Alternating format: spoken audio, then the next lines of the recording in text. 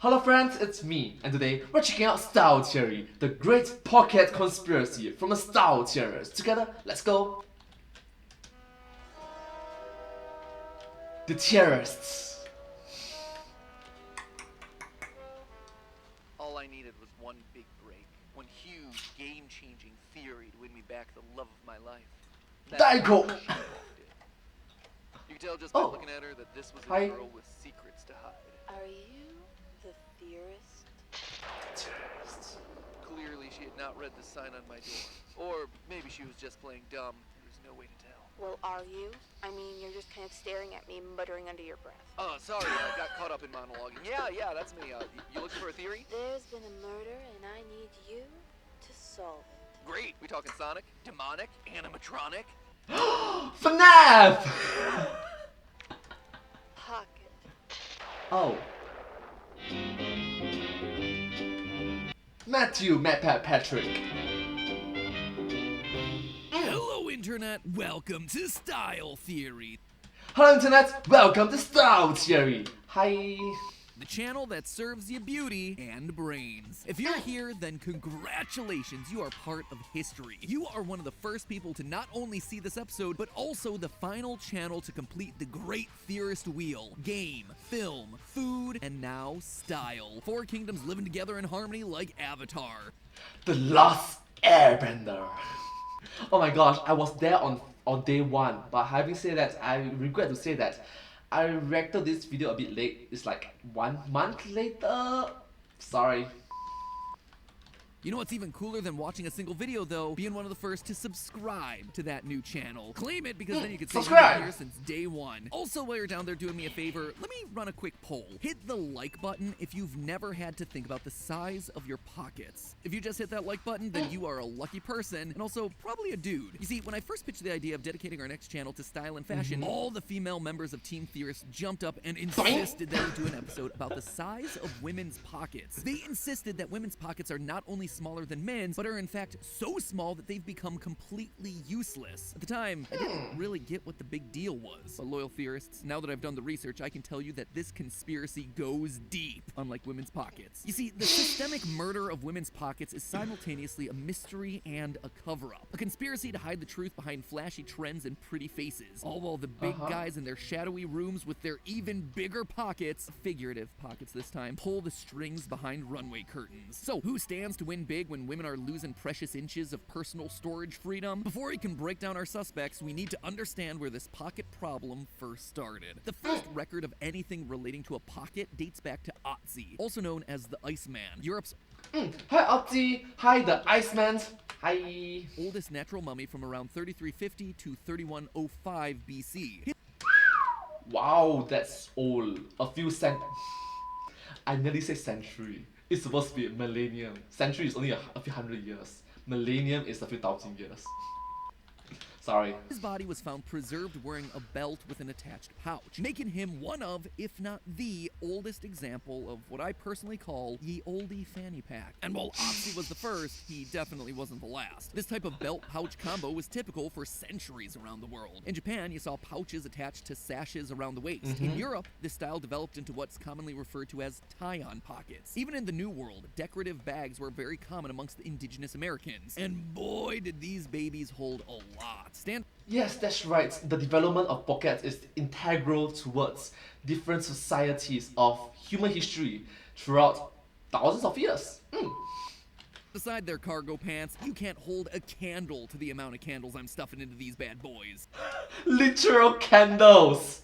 Because of how functional they were, these tie-on bags were worn by both men and women at the time. There was just one problem. Loosely tied, hanging bags make it way too easy for pickpockets to run away with all your belongings. In fact, the Old Bailey Criminal Database, which tracks old London crimes, has an absolutely staggering 113 pages of search results for just pickpocketing alone. And mind you, these are the people who were caught. Have to leave the house, pack your pockets, and prepare for crime. Clearly, there needed to be a better solution. So what's the answer to all this petty pocket thievery inside pockets. Pockets started to migrate into and under your clothing. And this, loyal theorists, is where the Great Pocket Divide begins. Depending on your source, the late 1600s to early 1700s is generally considered the breaking point for pocket equality. Men's pockets moved into their clothes, being sewn into their pants, coats, and pretty much wherever. Women, however, were left to tie their pockets to their waists with two options: either above their outfits for easy reach, or under their petticoats for privacy, but with little access to their personal effects. If you went with the under the petticoat option, you were either lucky enough to have a slit built into your skirt in order to get to your things, or you were left searching for a place to strip down to your skivvies just to reach your keys. But having said that, please do recognize that MatPat is using Western, European history stuff, and human history, having developing pockets through in different civilizations. So maybe some societies might be different. Maybe. Why? Why would fashion diverge like this? Who's responsible? Send in the suspects, boys. 3 suspects, 3 potential pocket perps. Let's look at them one at a time, shall we? Suspect number 1, style. The trends. The fashion, darling. The style theorists! Pockets, simply too last century for the modern-day stylish woman. Well, around the late 18th century, the French Revolution caused a wave of changes to clothes of all kinds, as what you wore suddenly was seen as a political statement. The large, voluminous skirts that used to be popular were associated with the old regime, and thus quickly went out of fashion. I wonder why you wouldn't want to be associated with the old regime during the French Revolution. Oh, yeah, that makes sense. Nothing like the risk of being beheaded to get you to refresh your wardrobe. Waistlines raised, skirts and dresses slimmed down, and in the midst of all this evolution, women's pockets had nowhere to go. Men's pockets, however, were doing just fine. Despite men's fashion also settling into a sleeker style during this period, pockets were deemed a necessity for their clothes. And somehow they found a way to be both flattering and functional. Go figure. Oh. It can be done if you just try. Even these pants, which, are these even pants? Well, even these quote-unquote pants have themselves a pocket built in for the men, but not the women. Why the double standard? Bulges. Nope, not like that. Well, actually, yeah, kinda like that. You see, it was considered unattractive to... Wait, MatPat, don't go there! Please? break up the clean lines of a woman's dress. It was also a sign of status to have nothing to carry, as women didn't own property or have their own money. Their husbands did. Well, there were still some tie-on pockets working with the higher waistline, and some small pockets only large enough to fit a handkerchief. Women needed to find other means of carrying their stuff. And that fashion trend has largely persisted since. Let's look at everyone's favorite staple, skinny jeans. Back in the early 2000s, you could not escape these bad boys. And I mean it, you literally could not escape them. Have you ever tried peeling yourself out of a pair of extra tight skinny jeans at the end of a long day? It's like skinning a sausage. But enough about my past traumas, let's go back to pockets. Men's skinny jeans have themselves deep functional pockets, while women can barely fit half their hand in, let alone most phones these days. When the Okay, personally speaking, I don't really like skinny jeans. Alright, okay, I'm gonna give you my example for it. I am a martial artist. Alright, I kick, I punch, I flip, I roll on the floor on a regular basis. So my pants need to be able to let me stretch, do a split, maybe do high kicks, maybe do spinning kicks, flying kicks. If I do skinny jeans, I'm limited. I'm very limited. iPhone 6 was announced, people wrote multiple articles about whether or not the phone would be able to fit in the pockets of women's clothing. In fact, this study showed that women's pockets are on average 48% shorter and 6.5% narrower than the respective men's pockets. Might not seem like a lot, but size starts to matter real fast once you start talking about fits. Speaking of your looks, you want to know an amazing accessory that'll never ruin your silhouette and fit into a pocket of any size? A subscription to this channel. It goes with any outfit and will never go out of style. Plus, subscribe! A brand new channel. Thank you. Isn't that beautiful? So Subscribe. click that subscribe button so you can be notified of all our newest, weirdest theories. Did you know that spray-on dresses are a thing nowadays? It is like one of the wildest things I've ever seen, and it truly represents the future of fashion. That theory is coming up in the next couple of weeks, so if you want to check it out, that subscribe button is going to help you do that. In the meantime, though, let's get back to the pocket, shall we? With all this talk about carrying things, it's time to look at suspect number 2 for who potentially killed pockets, the purse industry. Whether you call it a purse, a pocketbook, or a handbag, it all leads back to the same thing. thing, money. If you can't carry something in your pocket, you have to put it somewhere else. And that's exactly what happened. When pockets started to go out of fashion in popular society, what entered the scene was a little item called the reticule. And I do mean little item. Look at this thing. It's so teeny. I suppose you could say that it's so small, it's ridiculous. Am I right? I'm so sorry. I am so ashamed of my actions. These small decorative bags could barely fit, well, anything. Women went from being able to carry a lot with little effort to having everything shrink to fit the meager space of a glorified coin purse. If they didn't mind having their items on display for everyone to see, they could always utilize a chatelaine, a decorative waist chain that leaves nothing to the imagination. According to this illustration from 1849, it was the best present for ladies of the time due to its multiple uses. I guess I know what I'm getting Steph and Ollie for Christmas this year. From their first Maybe not. Maybe not. big introduction, bags only became more and more of a mainstay in a woman's wardrobe. Fashion houses quickly took to the idea, with Louis Vuitton giving bags structure, size, and more durability. This LV, Louis Vuitton. new handbag spoke to a need in the market, a need for independence that had been lost when the large pockets of the past first disappeared. But with new options and a whole new market opened up, who needed pockets? Now, you could get a woman to pay for an outfit and the accompanying bag to hold her things. Sure, it was a necessity, but it was also a fashion statement and a symbol of status. The style, brand name, and size of the bag would tell someone everything you wanted them to know about you. Remember the reticule? It was decorative, fancy. It was designed to show off. You weren't working class lugging around a bunch of heavy things. You had like a Tic Tac in there or something. You didn't need to get your hands dirty. A bag meant that you were someone of value. But once everyone has themselves a bag, how do you differentiate yourself? Well, with bigger brands and higher price tags. In 2021, the global handbag market's valued at $49 billion in What? People now buy handbags as investment pieces, choosing to invest their money in the handbag stock market over Wall Street. I'm not even What? What? joking about that. Why invest in GameStop when you can have yourself a $1.9 million Birkin bag? In the first 9 What? months of 2022 alone, LVMH, the corporation behind brands like Louis Vuitton, Christian Dior, and Fendi, earned around $60 billion in the US, with nearly half of that being from fashion and leather goods. The world's most expensive handbag is currently valued at $3.8 million. We are talking Why? about some Scrooge McDuck Why? levels of money all wrapped up in a fancy designer bag. If that ain't motive to keep women's pockets shallow, I don't know what is. And Wow, it's a multi-billion industry. Wow.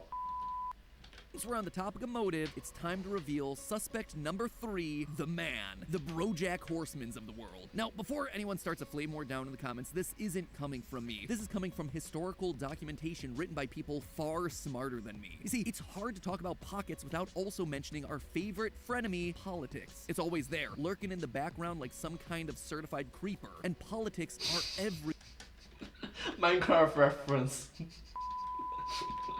everywhere when it comes to fashion. Let's lay out the case, shall we? If we rewind back to the late 18th century, when style was shifting to slim silhouettes, politics was there whispering in its ear, if women had the space to carry so much, what else could they carry? Money, secrets, independence? And that's not an exaggeration here either. Criminal reports from this era listed women using their pockets to do everything from shoplifting to stealing neighborhood ducks to plotting the assassination of major political figures. No Wait. What did you say again? Stealing ducks? to stealing neighborhood ducks to plotting the assassination of major political figures. No Alright, so MatPat went from stealing A, stealing B, and stealing C. I'm thinking, how do you steal ducks? How? joke. Cécile Renaud, a royalist, was executed for attempting to kill Maximilien Robespierre, a key figure during the French Revolution, using a set of penknives that she hid in her, you guessed it, pockets. And so suddenly there was a strong political motivation for the key decision makers to make pockets go the way of the dinosaurs and super low-rise jeans. Yoshi! Pockets became a symbol of revolution. In the 1800s, an organization called the Rational Dress Society attempted to protest against the current fashions they viewed as constricting and impractical. They and and other members of the Victorian dress reform movement wanted their clothes to reflect the freedom that they wanted. Their main points of order focused mainly on the popular corsets and skirts of the time, opting to push for looser styles, boneless stays, and most importantly of all, pants. Bicycle costumes and bloomer suits suddenly gave women pockets for resting their hands and pistols in. Seriously, they were called pistol pockets, special pockets lined with duck or leather to contain and conceal small firearms. While that might not have hit mainstream, it did open a door for the future. The suffragette movement and the world wars sparked another wave of pocket rebellion. With the men off at war, masculine fashions became the norm for working women. The suffragette suit was a multi-pocket slap to the face of societal expectation and had one of the more fun historical fashions known best as secret pants. Pants that give the illusion of wearing a long skirt while allowing you the freedom of movement and storage of pants. In short, pants and their respective pockets meant rebellion. And to politics, nothing is scarier than something that breaks the mold. But when the wars were over, women were expected to fall back and hand over their pants and pockets to their husbands. Except they suddenly realized how fun and nice and useful all of those things were. So there you have it, my friends, 3 suspects. And as you might have figured out, the murder of pockets wasn't just a one-man job. It was a group effort. All 3 forces working together to do the deed. So after almost 200 years of pocket wars, where do we stand? Fake and shallow pockets still plague women's clothing. Is it inevitable that pockets remain a luxury just for men? Well, it doesn't have to be that way. Honestly, it's up to you, the buyer. Your money is what's gonna shape the future of pockets. Capitalism, am I right? Much like the suffragettes with their suits, modern women's fashion is working to take back pockets, with smaller fashion brands taking a stand and inserting portable personal storage into their outfits. Having pockets has now become a main selling feature for women's dresses, and fitting fully functional storage into stylish silhouettes is how up-and-coming designers are making a name for themselves. It's a revolution using the weapon companies fear the most, not pistol pockets, the almighty dollar. If you buy it and show the fashion industry that you demand equal pockets, they're gonna have to listen, or else they're gonna watch as their bank account shrinks to the size of a skinny jeans pocket, a women's skinny jean pocket. And listen, I'm not here to tell you what to wear. I fully believe fashion is one of the biggest ways to express yourself. Whether you prefer a bodycon dress or an oversized tee, whether you love to collect designer bags or make your partner carry all your stuff, fashion is freedom, and people deserve to be able to choose pockets, no matter their gender. So the next time you compliment a woman's outfit and they happily exclaim, "Thanks, it has pockets," celebrate with them, knowing just how long it took them to get there. And that, my friends, is the power of a pocket. But That's right. I must say very well that pockets are very practical, very realistic. It's useful, very useful.